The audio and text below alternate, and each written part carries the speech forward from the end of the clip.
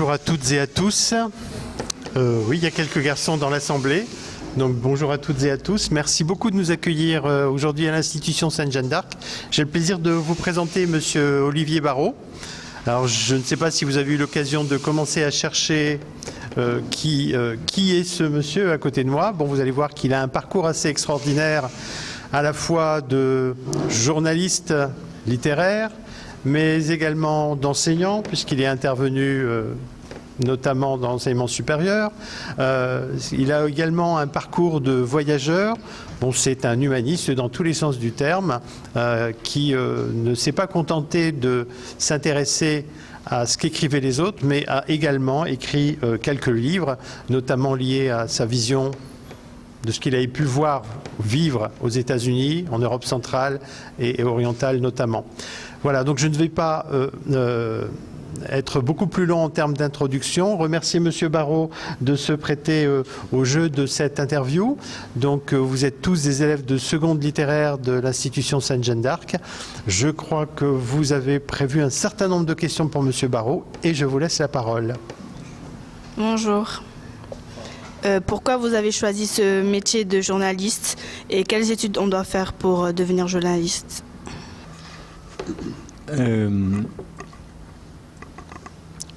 J'ai commencé le journalisme assez tard dans ma vie professionnelle.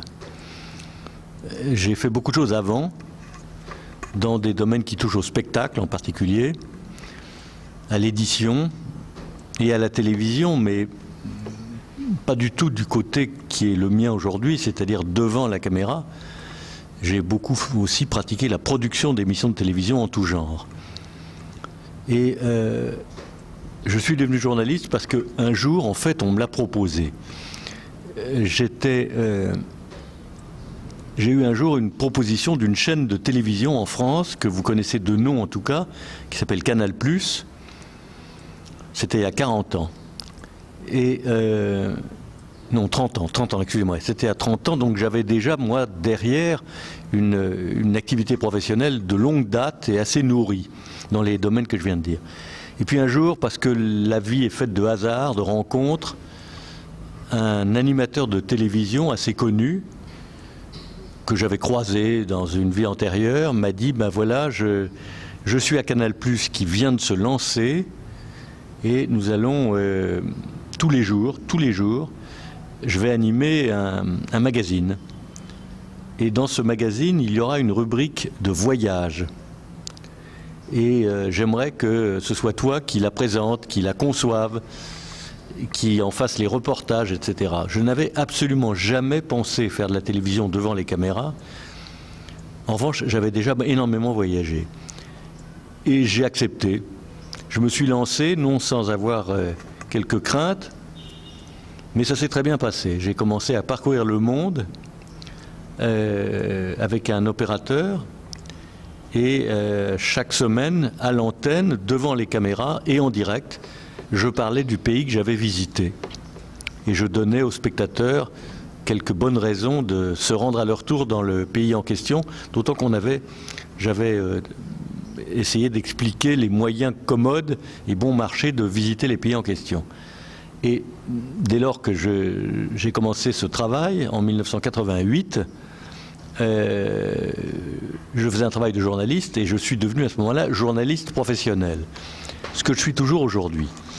Mais je dois vous dire que je fréquentais la presse, bien sûr, j'ai beaucoup écrit dans les journaux avant que de faire de la télévision, mais je n'étais pas au sens proche journaliste. Et pourtant le journalisme, pour moi, c'est moins une question de... Comment dire ? C'est un état d'esprit, c'est un métier bien sûr, mais c'est aussi et d'abord, je crois, un état d'esprit. Le journalisme, c'est la curiosité, c'est une forme d'intégrité aussi. Ça consiste à essayer de repérer le vrai, d'étayer cette recherche du vrai, de la soutenir, de l'appuyer, et puis d'en faire part à ceux soit qui vous écoutent si vous faites de la radio, soit qui vous regardent si vous faites de la télévision, soit qui vous lisent si vous faites de la presse écrite. À l'époque, les réseaux sociaux n'existaient pas du tout. Internet n'existait pas du tout. Les ordinateurs portables étaient extrêmement rares. Je ne parle pas des téléphones portables. nous revenons 30 ans en arrière, en 1988. Et j'ai trouvé vraiment là, je crois, un domaine qui me convenait tout à fait. J'aimais la télévision, j'aimais le direct, avec toute l'angoisse que crée le direct, l'inquiétude. J'aimais ce travail en commun, puisque nous étions une rédaction faite de journalistes qui traitaient, moi je traitais les voyages, mais il y avait quelqu'un qui s'occupait de la cuisine, qui donnait des recettes, il y en avait un autre qui parlait des livres, un quatrième qui parlait de la vie nocturne à Paris. Bref, de beaucoup des sujets qu'on trouve dans les magazines, mais ça c'était de la télévision. Et puis à ce moment-là, je n'ai plus arrêté d'en faire, puisque je suis resté à Canal+ pendant 3 ans, jusqu'au moment où une autre chaîne, France 3, m'a proposé de créer l'émission que j'ai faite pendant près de 30 ans, qui s'appelle Un livre un jour, et qui a été diffusée tous les jours pendant des années, notamment par le canal de TV5, à quoi vous avez accès ici au Sénégal. Voilà comment moi je suis devenu journaliste, et encore une fois, j'avais à ce moment-là déjà un peu de bouteille. Maintenant, comment on accède à ce métier ? Je dirais qu'à mon sens, il y a 2 écoles, pas tellement plus. La première, c'est d'abord les écoles de journalisme, c'est-à-dire un apprentissage digne de ce nom qui s'effectue dans des établissements spécialisés. Il en est beaucoup en France. Il en existait, je crois qu'il existe toujours, celle de Yaoundé au Cameroun, qui a été fondée par Hervé Bourges, qui a été un personnage très important dans la vie de la télévision en France et en Afrique.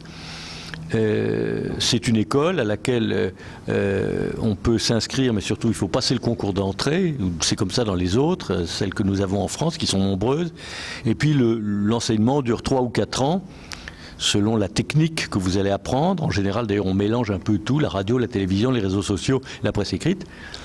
Et puis, à l'issue de cette formation, eh bien, on essaie d'entrer sur le marché du travail, ce qui est à la fois facile et difficile. C'est difficile parce qu'il y a beaucoup de concurrence, il y a beaucoup de très bons étudiants, puis que c'est un métier qui fait envie, à juste titre. Et c'est facile ou c'est pas facile dans la mesure où il faut se montrer un peu souple, un peu intelligent, un peu astucieux et montrer qu'on est capable de faire des choses. Alors vous me direz, mais comment est-ce que quand on sort d'une école, on peut faire tout ça ? L'école précisément vous apprend à traiter un sujet, à le rendre compréhensible par le public, à faire donc ce métier-là. Ça serait, si je puis dire, l'entrée académique dans l'univers de la presse et du journalisme. Il y a une autre technique qui est tout aussi répandue, qui consiste à ne pas passer par les écoles, mais à commencer par le terrain. C'est pas facile, mais c'est très répandu. Ça veut dire quoi concrètement ? Ça veut dire que vous sortez peut-être avec le baccalauréat ou quelques années d'enseignement supérieur, avec une licence, à un titre quelconque, vous avez appris à réfléchir, un peu à écrire au cours de vos travaux, et là vous allez au culot, et il en faut, vous allez traîner entre guillemets dans les rédactions des journaux, vous allez aborder des gens qui font ce métier, vous allez essayer d'obtenir ce qu'on appelle dans la presse un stage, c'est-à-dire un moment de travail qui peut être selon les cas rémunéré ou pas, souvent c'est pas du tout, et vous allez passer 1 mois, 2 mois, 3 mois dans un groupe de travail, dans ce qu'on appelle une rédaction, à essayer de comprendre comment ça se passe. Et puis, si vous êtes un peu déterminé, que vous n'êtes pas complètement idiot, pas trop timide non plus, on va vous confier des petites tâches. Et puis après ça, vous ferez votre carrière ou votre parcours à vous, le moment venu. Cette méthode-là, si on peut parler de méthode, est tout aussi répandue que la méthode des écoles que j'ai citées. Je crois que ce sont les deux voies, si je puis dire, d'accès au métier du journalisme. Mais toutes les voies sont difficiles. Si vous faites des études de médecine, c'est très difficile. Tout est difficile. Tout est l'objet de concours, de rivalités, etc. Ne croyez pas que le journalisme soit plus difficile qu'une autre matière. Je ne le crois pas. Il demande de l'application, de la détermination. Il faut croire en ses chances et c'est pas facile. Il faut essayer de mettre un mouchoir sur cette timidité. Mais c'est possible. Il y a plein d'exemples, heureusement. Donc pas de découragement, mais faut travailler, faut y aller. C'est facile à dire, un peu moins facile à faire. Bonjour. J'avais une question à vous poser. La première question, c'est qu'est-ce qu'un journaliste littéraire ? Et la seconde est, est-ce un simple chroniqueur ou un chroniqueur doublé d'un écrivain? Qu'est-ce qu'un journaliste littéraire? L'expression n'est pas bonne. Elle n'est pas de vous, hein, c'est celle qu'on emploie tout le temps. Mais en fait, ça veut dire un journaliste qui traite de l'actualité littéraire. Mais le journaliste en lui-même, il n'est pas littéraire. C'est le sujet qui traite qu'il l'est. On désigne sous ce vocable des journalistes, donc des gens de presse, de radio, de télévision, etc., et qui ont pour mission de rendre compte des productions littéraires. Autrement dit, des livres qui sortent. Bon, ça a été... c'est mon emploi depuis très longtemps, depuis près de 30 ans maintenant.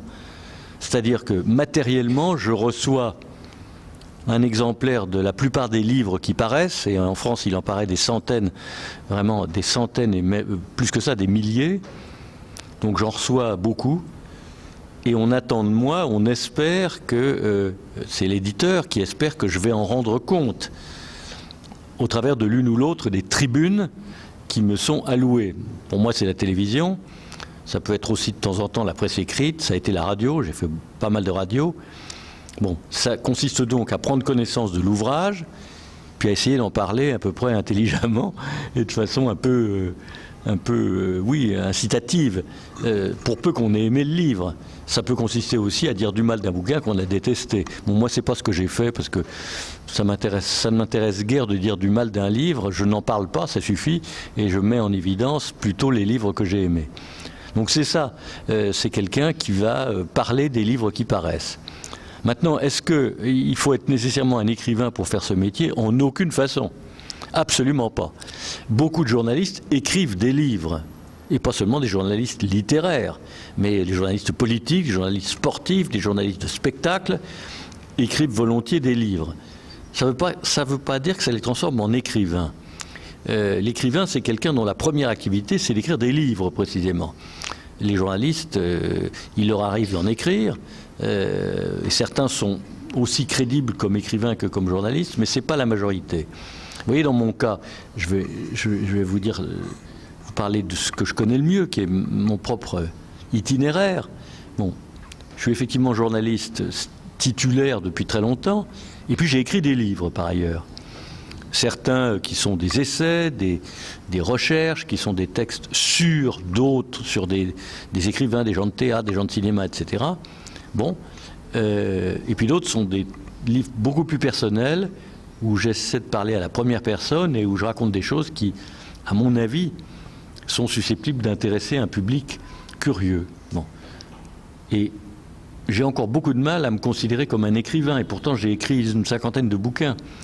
Mais je ne me sens pas écrivain. Je pense que les écrivains sont ceux qui se consacrent quasi exclusivement à l'écriture de livres. Ce n'est pas mon cas. Ne serait-ce que pour une bonne raison, c'est qu'il faut gagner sa vie, et le journalisme m'a aidé en ce sens. Je me sens journaliste, personnellement, d'abord et avant tout. Je veux bien qu'on accole le mot écrivain, c'est ce qu'on fait couramment, et je le trouve flatteur. Dans la réalité, je me sens plus journaliste qu'écrivain, même si je mets très haut la littérature, puisqu'encore une fois, ça fait quand même 30 ans que j'en rencontre régulièrement, puis que c'est ce qui me touche le plus comme manière, façon de s'exprimer. Mais c'est une façon de répondre à ta question. On peut être un bon journaliste sans être forcément un écrivain. Et puis quelques-uns qui sont les meilleurs, les plus doués, arrivent à mener de front les deux activités, à être crédibles dans l'une comme dans l'autre. Mais ce n'est pas la majorité. Bonjour, ma question était qu'est-ce qu'une web studio? Oui, la question c'était qu'est-ce qu'une web radio? Comme son nom l'indique, c'est une radio qui émet sur le web. C'est-à-dire que, contrairement à une station de radio classique qui émet depuis des studios et à travers les moyens de transmission hertziens du signal sonore, la web radio, elle se fait, chacun d'entre vous peut en ouvrir une sur le web et commencer à raconter des choses. C'est ça les réseaux sociaux, c'est la capacité pour chacune et chacun d'entre nous de donner son avis, et rien n'empêche de le faire sur les livres par exemple. Hein. Bon. Il y a beaucoup de cas de blogs hein, c'est-à-dire oui, c'est une manière, au fond, qui est très simple technologiquement, de s'approprier le média en espérant, tant qu'à faire, que des gens écoutent ce que vous écrivez. Parce que la question, c'est pas tellement d'émettre, ça c'est pas très difficile.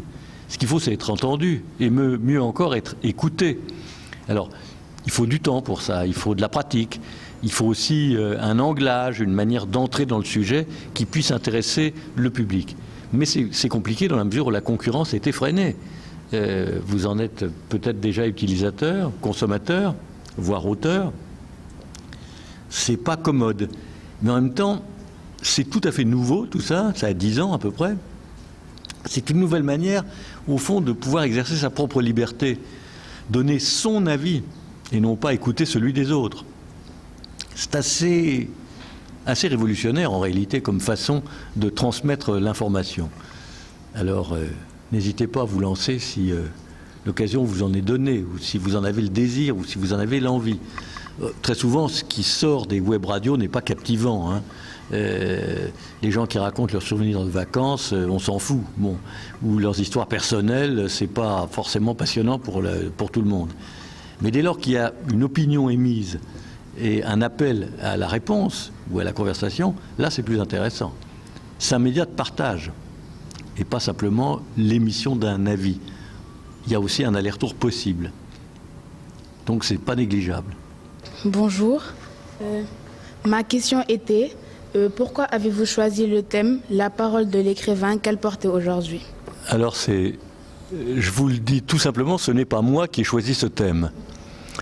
Ce sont les professeurs des différents établissements qui étaient représentés ce matin qui ont pensé que ça pouvait être une question d'intérêt général et qui vous concernerait directement ou indirectement. Donc on me l'a soumise et j'ai trouvé que c'était tout à fait bienvenu et tout à fait intéressant. Donc voilà pourquoi j'ai essayé de répondre à cette question sur la prise de parole par les écrivains, le poids au fond de la voix des écrivains ou des auteurs ou des intellectuels en général par rapport au monde contemporain. C'est une question qui est vieille comme le monde et qui reste toujours très pertinente et tout à fait intéressante. D'ailleurs, j'en veux pour preuve le fait que ceux et celles qui étaient présents ce matin et présentes ont écouté ce que j'avais à dire sur le sujet avec... je dois dire beaucoup d'attention, au point d'ailleurs qu'à la fin, les questions n'arrêtaient plus et on était obligé quasiment d'interrompre pour venir vous voir, parce que sans ça, on y serait encore. Mais en même temps, c'est très gratifiant. Ça veut dire que ça vous intéresse. Donc le choix effectué par vos professeurs était le bon. Bonjour. Ma question était, quelle est la différence ou les similitudes entre un écrivain et un journaliste ? La différence entre un écrivain et un journaliste. Il y a des ressemblances et puis des différences. Le journalisme, c'est un regard sur le monde.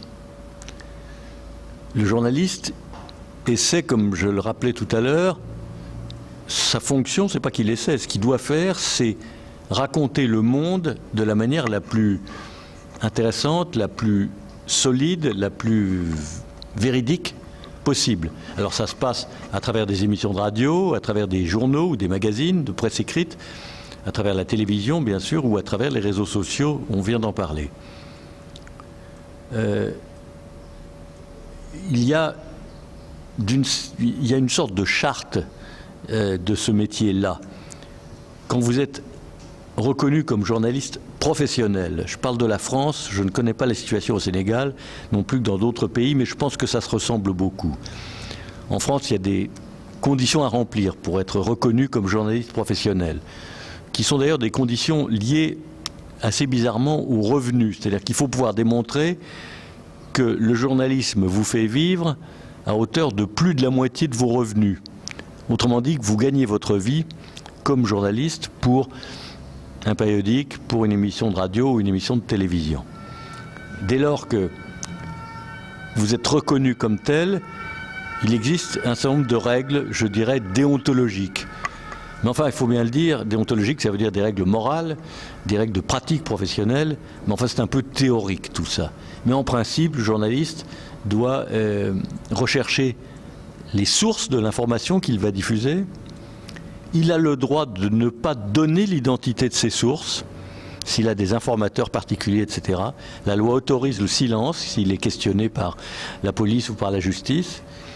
Et il doit, toujours en principe, valider ce qu'il va raconter, le faire vérifier, le vérifier, etc.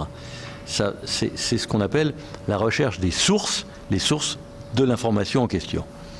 Bon, ça, c'est ça le journalisme. Je dois dire que c'est un peu théorique, hein. Il n'y a pas un ordre des journalistes, comme il existe un ordre en France toujours, des notaires ou des médecins, avec des règles assez, ou des avocats, avec des règles relativement fermes. Dans le journalisme, c'est plus flou. Mais enfin, un journaliste, c'est quelqu'un qui va chercher de l'information et qui la diffuse par les différents canaux que je viens d'évoquer. Un écrivain, ça n'a rien à voir. Un écrivain, il n'est pas du tout tenu à aller chercher la vérité. Un écrivain, il livre des ouvrages qu'il a composés lui-même et qui ne sont pas nécessairement des ouvrages d'information. Ce peut être des pièces de théâtre, ce peut être des poèmes, ce peut être des romans, ce peut être des biographies, des bandes dessinées, des romans graphiques. Il y a toutes sortes de formes qui caractérisent le travail de l'écrivain. Il suffit d'entrer dans une librairie pour s'en apercevoir. C'est très très varié.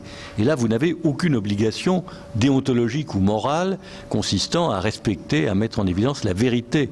Là, vous êtes complètement libre. Il n'y a pas d'interdit sur la production des écrivains. Pratiquement jamais. Il y a pu y en avoir en période de guerre, par exemple. Il y a aussi quelquefois des questions de moralité, mais enfin, ça joue à peine. Il n'y a pas de censure sur le travail des écrivains, ou pratiquement jamais. Là encore, je parle de la France, qui est le sujet que je connais le mieux.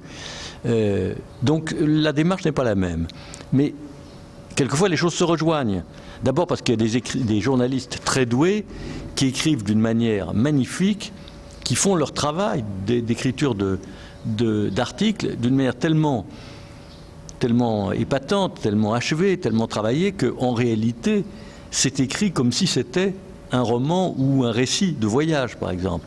À tel point d'ailleurs que certains de ces textes sont parfois publiés exactement comme le sont les textes des écrivains. Ça, c'est des gens pour qui, moi, j'ai personnellement beaucoup d'admiration, des gens qui sont capables d'être à la fois à l'affût du réel, du monde qui nous entoure, et capables d'en faire une œuvre d'art publiée comme livre. J'ai cité ce matin, et je reparle de lui parce qu'il est difficile de l'éviter, c'est Victor Hugo.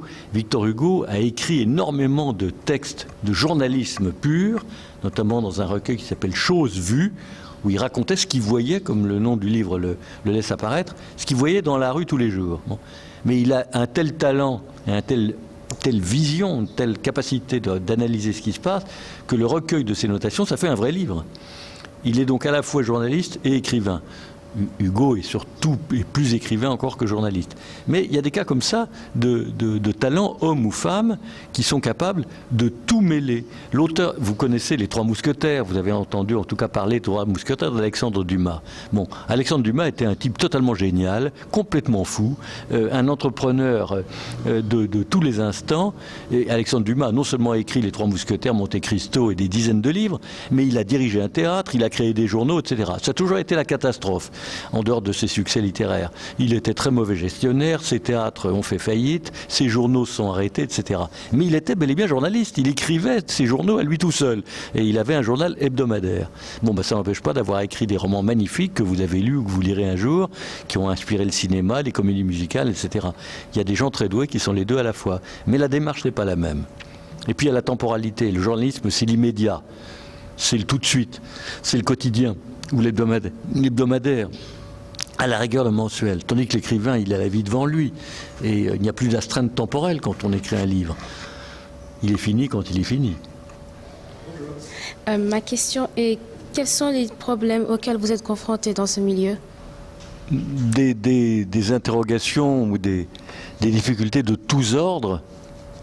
Dans mon cas, pendant près de 30 ans, à la télévision, et tous les jours, j'ai parlé d'un livre différent à chaque fois.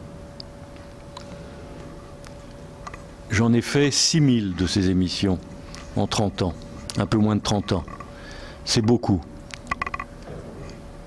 Et j'avais une contrainte fondamentale, c'est que j'avais un temps très limité, un temps d'antenne pour cette émission, qui selon les années a tourné entre 2 et 3 minutes, vous voyez. J'avais donc en 2 ou 3 minutes l'obligation de rendre compte d'un livre d'une façon qui soit à peu près comprise par les téléspectateurs. Eh bien, croyez-moi, c'est pas facile. Il est plus simple de prendre une demi-heure pour parler d'un livre que de n'avoir que 2 ou 3 minutes à lui consacrer. Parce qu'il faut être synthétique, il faut être concentré. Il faut dire quelques éléments essentiels pour entrer dans le livre, mais on n'a pas le temps d'en donner beaucoup. Et puis, j'essayais aussi que ces chroniques soient un peu enthousiastes, un peu incitatrices, donnant envie aux téléspectateurs d'y jeter un coup d'œil si l'occasion s'en présentait pour lui. Par conséquent, il s'agit de ramasser la pensée ou l'avis qu'on peut avoir sur tel ou tel livre, et puis de le situer de manière à ce qu'on en ait une idée certes très vague et très incomplète, mais qui quand même situe un contexte. Donc, moi j'ai fait ça de façon très intuitive pendant des années, mais j'en ai tellement fait que je savais d'expérience qu'il fallait très brièvement dire 2-3 mots de l'auteur, quelques mots de l'auteur, le situer dans la temporalité, l'époque, etc. Ça, c'était le 1. Le 2, ça aurait été de raconter ce qui se passe, résumer l'intrigue quand il s'agit d'un roman ou la thèse quand il s'agit d'un essai. Ça, c'était le cœur de l'émission. Et la troisième partie, finale, c'était pourquoi est-ce que ça peut, vous qui me regardez à la télévision, pourquoi ça peut vous intéresser tout ça? Pourquoi ça peut vous parler? De la même manière que ça m'a parlé à moi, puisque j'ai choisi l'ouvrage en question pour vous le présenter. Donc il y avait 3 types d'entrées, vous voyez, 3 types de regards sur le livre en question. Et ce n'était pas au sens propre un problème, c'était une difficulté. Parce que quelquefois c'est vraiment très compliqué d'arriver à faire apparaître ce qu'est une œuvre en si peu de temps. Mais c'était aussi la règle, elle m'a été imposée dès que on m'a proposé cette émission, et puis finalement je trouvais ça très bien, parce qu'en 2 ou 3 minutes, vous avez peu de chance d'enquiquiner le public. Et puis d'ailleurs, ou il zappe, s'il n'a pas envie de vous voir, ou il est patient parce qu'il sait que ça dure précisément 2 ou 3 minutes, et qu'après mon apparition, venaient d'autres émissions d'un autre ordre. Donc on a essayé, je crois pouvoir dire qu'on a réussi, à faire en sorte que ça perdure au long des années, que ça s'installe comme quelque chose de repéré, de familier.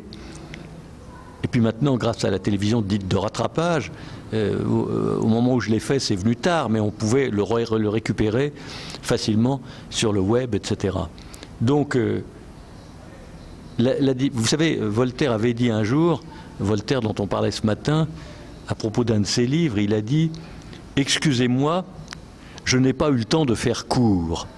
Il voulait dire par là que ramasser sa pensée et son expression, c'est beaucoup plus difficile que de se laisser aller à de longues phrases et de longs textes. Mais il avait raison. Ça, je dois dire qu'à ma modeste échelle, je me suis rendu compte de la difficulté de la brièveté. Mais en même temps, ce faisant, on n'emmerde pas les gens, et peut-être est-ce qu'on éclaire rapidement, fugitivement, mais on éclaire un livre et on en donne le goût au moins à certains de ceux et celles qui vous regardent. C'est bon. Bonjour. Bonjour. Ma question était, est-ce que journaliste littéraire peut-il être toujours objectif? La vieille question de l'objectivité dans le domaine de la critique. Alors moi je répondrai à ta question de manière radicale en te disant que jamais un journaliste, littéraire ou pas, ne peut être objectif.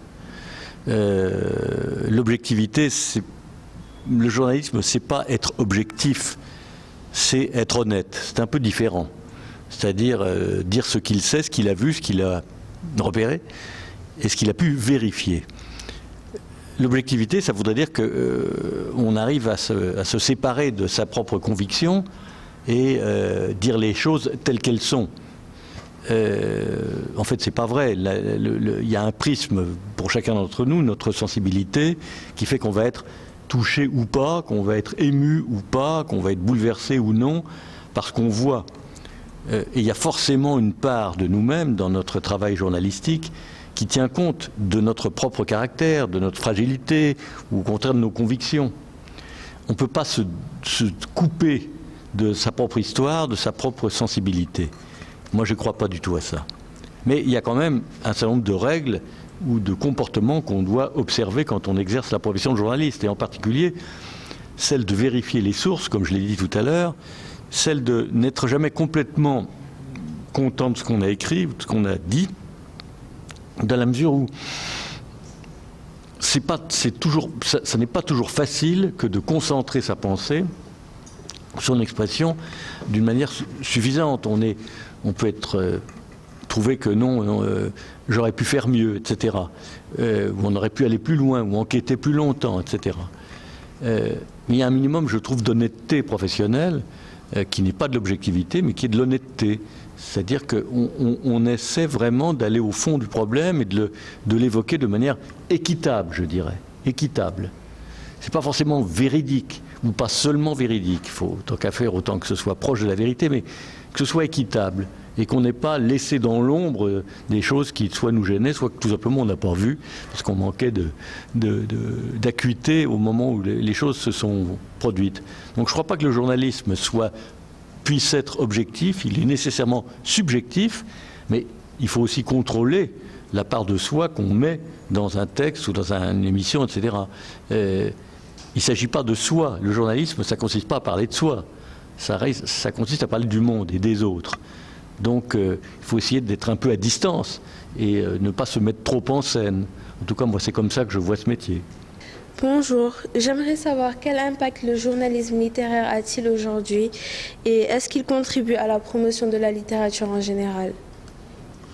Le journalisme littéraire, donc le commentaire sur les livres qui paraissent, ça a été une discipline importante et très influente dans la vie des livres. Ça l'a été à partir du moment où on a commencé à publier des journaux, au XIXe siècle, en gros. On avait commencé avant, mais c'était très très loin de la presse telle qu'on l'entend aujourd'hui. Quand vous promenez dans les rues de Dakar, il y a des vendeurs de journaux qui vous proposent des quantités de titres. En France, ça a débuté, le développement de la presse, ça date du milieu du XIXe siècle. Et dans ces journaux, déjà, il y avait effectivement de la critique littéraire. Il y avait déjà des journalistes littéraires, certains très influents. N'oubliez pas qu'à l'époque, il n'y avait pas de médias électroniques, il n'y avait rien du tout, il y avait en tout et pour tout la presse écrite. C'est dire que son influence, que ce soit d'ailleurs sur la politique, ou la politique étrangère, ou que ce soit sur des sujets culturels, son influence était grande, parce que c'était la seule source. Et il y a eu, oui, dans ces années-là, il y a 150 ans, un peu plus, des auteurs, des journalistes qui pouvaient finalement, sur un texte, assurer le succès ou au contraire l'échec commercial d'un ouvrage. Et ça a duré, tout ça, ça a duré jusqu'à, je dirais, une quarantaine d'années, quelque chose comme ça, 30-40 ans. La presse était encore prescriptrice, comme on dit, c'est-à-dire qu'on attendait l'article de Monsieur Machin, le commentaire à la radio de Madame Truc, etc., pour se faire une opinion. Donc le journalisme littéraire était très impliqué dans la vie des livres et exerçait une très forte influence. Les choses aujourd'hui n'ont plus rien à voir. D'abord parce que la place consacrée aux livres dans les journaux a considérablement diminué. Il faut dire que l'offre dans ce domaine est considérable. Je parle encore une fois de la France, où on publie des centaines de bouquins à longueur d'année, dont on sait délibérément, au moment où on les publie, qu'ils ne trouveront pas leur public, parce que ce n'est pas possible. Les journaux n'ont plus la place de rendre compte de tout ce qui paraît. Il faudrait des pages et des pages, et personne n'achèterait tout ça, parce que c'est assez indigeste.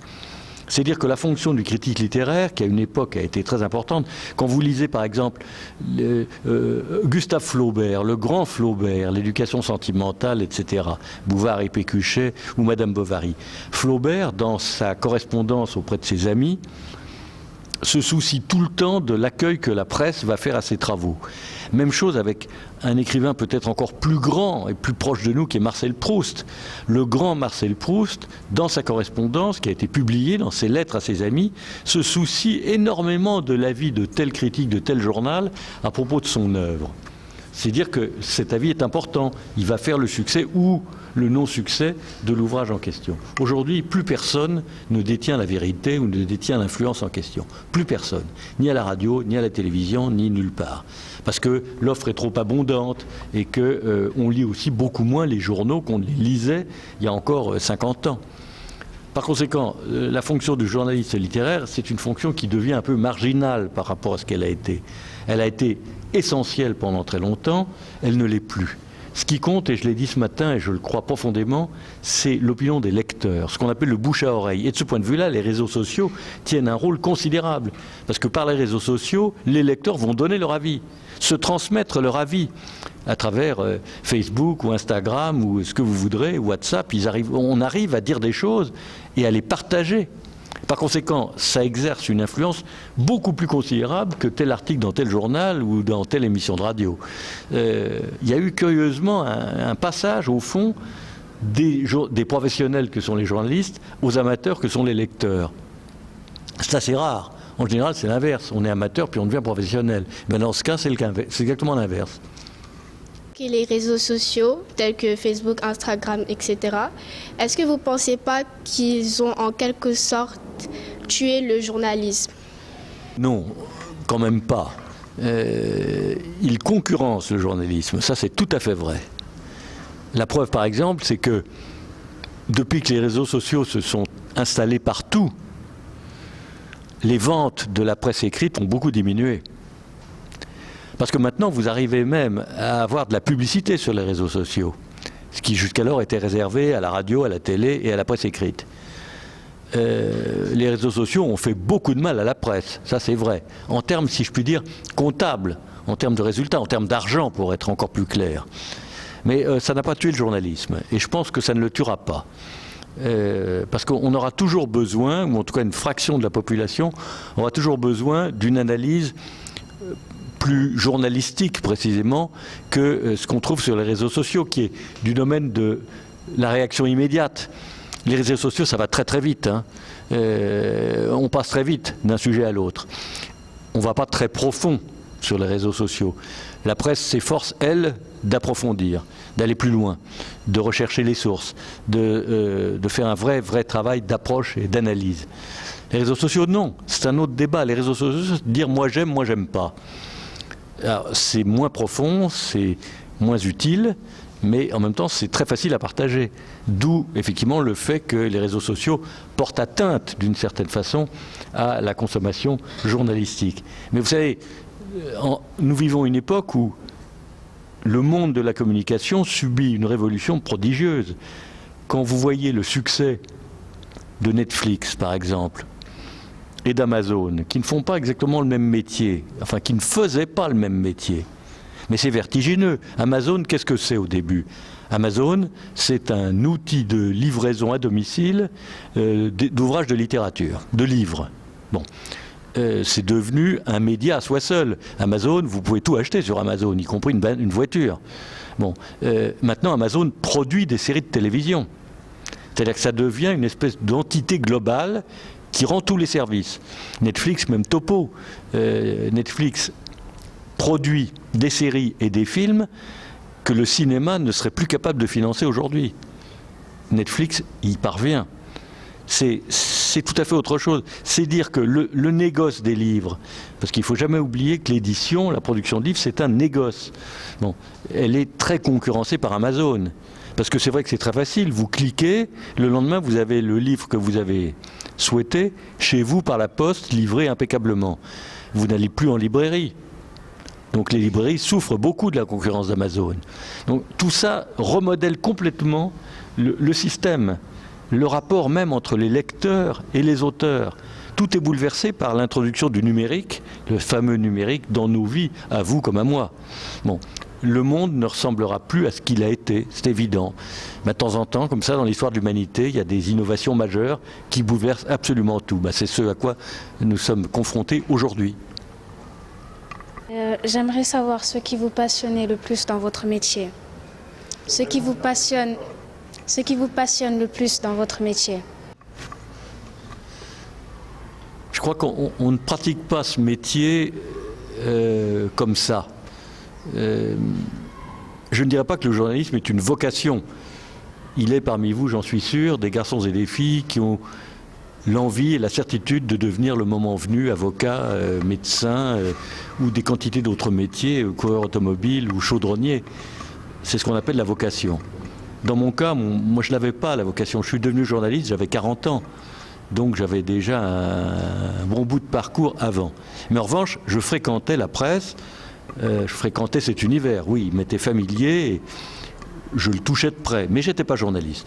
Et puis je le suis devenu, et finalement, ça m'a très bien convenu.